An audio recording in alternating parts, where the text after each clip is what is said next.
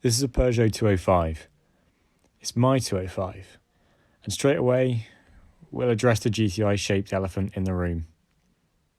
This is a car the history books won't remember as well as its sportier counterpart. The GTI was the adored cooler cousin who won all the school races and was the first of his friends to lose his virginity. So where does that leave the lower spec editions? The GLs, the XEs, the Juniors and the Styles. Some are quick to denounce them as a bit boring, a bit routine and a bit common.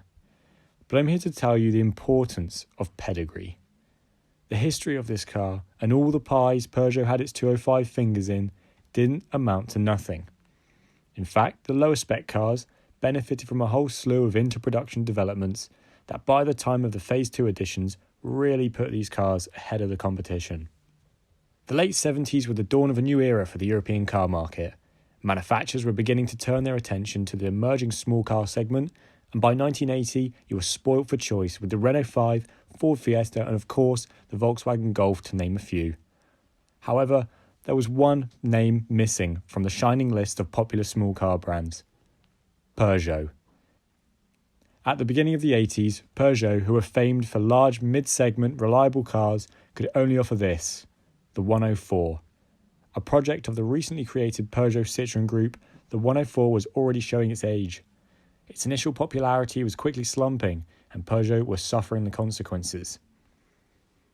Internally, Peugeot had financial problems. The oil crisis of the 70s was taking its toll across the board, with many manufacturers seeking to produce a new, less thirsty car for the people. With Britain sticking doggedly to the four-door saloon platform, those on the continent started to go the other way. It was starting to become evident that if Peugeot wanted a piece of the second-generation small car market, they needed to act fast. This was what they came up with. Codenamed the M24, there were strong hints of the 205 already showing. Contrary to popular belief, it was Peugeot's in-house designers that won the competition for the car's exterior design, rather than their Italian counterparts at Pininfarina. Peugeot's bosses knew that they needed something radically different to their previous offerings if they were to attract new customers, and the Italian design was rejected on the grounds of being too traditional and conventional.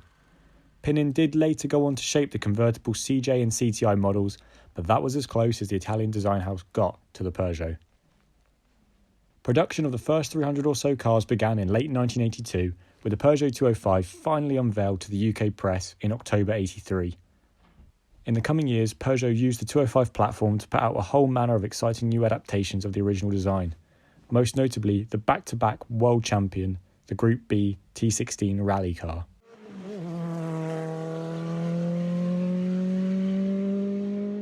So with that covered, let's focus in on this car in particular. It's a style, well, underneath it's a GL, with a few extra bits bolted on. By 1993, Peugeot were beginning to mix and match trims, and this car was a prime example of this. Although badged in the right stickers and stripes, we have the interior from a Trio, the optional 1.6 GTI alloys, chrome bumper inserts, a rear wash wipe, cigarette lighter, and an analogue clock. Apart from that, this car was largely barren.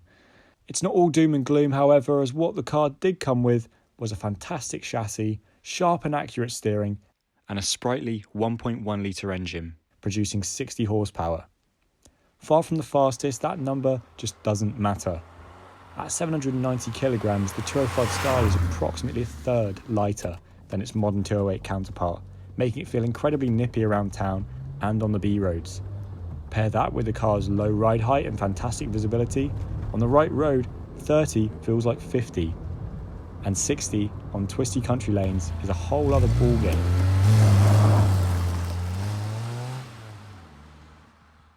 After 27 years, there are some squeaks and clunks from the aging plastics and could do with replacing bushes, but it's solid. I don't feel bad about chucking it about, as Peugeot produced this car with a supreme level of reliability compared to its competition. Its gear changes are silky smooth and it doesn't hesitate when you touch the throttle. To me, it's a fantastic example of what small cars should be. To the world of cars, it's the foundation for one of the greatest hot hatches of all time. And we really shouldn't forget that.